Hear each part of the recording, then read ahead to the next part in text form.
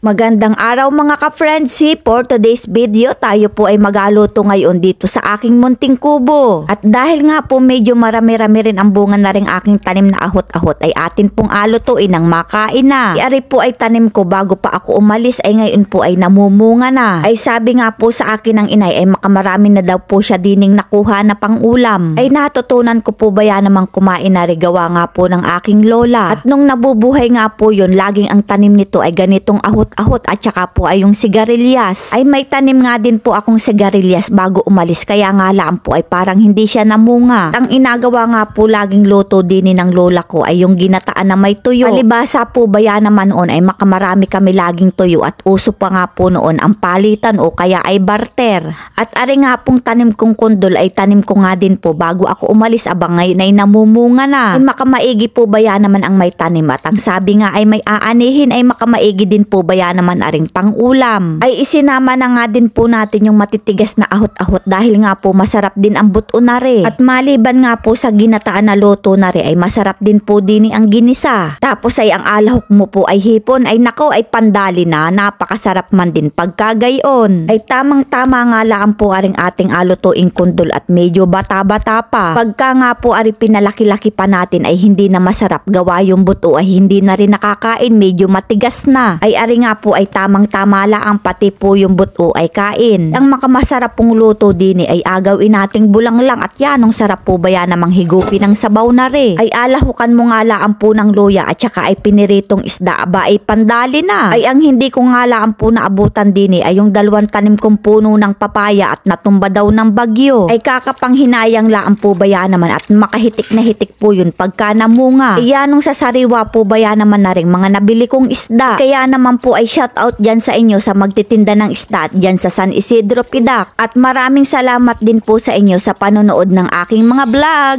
Dahil nga po tayo ngayon ay nandito na sa ating probinsya, abay pulos gulay-gulay na lang ang ating akainin. Kung probinsya nga po itong aming lugar, abay mas probinsya nga po yung aking pinanggalingan sa Korea. Kahit nga po probinsya itong aming lugar, abay talamak din po din ang mga chismosa. Abay mas matindi nga po din at kahit sa kabilang baryo ay alam na alam ang balita. Ay siguro po yun ay kasama na talaga sa pang-araw-araw na pamumuhay. At pag nga po pumunta ka sa ibang bansa, abay yun ang mamimiss mo dahil yun po ang wala sa ibang bansa. Tsaka po yung mga tambay na palakad-lakad sa mga kalsada, abay wala pong gayon sa ibang bansa. Mga tahimik po talaga ang tao doon. Ay nakakamiss naman din po yung gayon. At nako ay pagka naandun ka ay talaga namang makabihira kang makakita ng tao. Lalo na po sa kalsada, sila po ay talaga namang trabaho ng trabaho. Kaya nga po ang sabi nila, more fun in the Philippines. Kahit hindi ka na nga po magpakabit ng CCTV, aba ay laging may mga CCTV nakatingin. Ay kahit naman po gayon ay agustuhin ko pa rin ang Pilipinas. At maliban nga po sa tuyo ay makamasarap nga din po aring lahok ng ahot-ahot ang hipon. At bulang lang na kundol naman po ang ating alutuin ngayon. Ay naiibig po ba yan naman akong humigop ng sabaw ng bulang lang at parang nako ay sabi ko'y parang ari aking namiss. Ay buti na nga laan po at tamang-tama aring tanim kong kundol ay may bunga ay talaga namang ako'y winelcome din ng aking mga tanim. Tapos ay alagyan laang natin ng piniritong isda ay nako ay anong sarap ng paghigop ng sabaw na rin. O ay ano pang inaintay, sakmala na.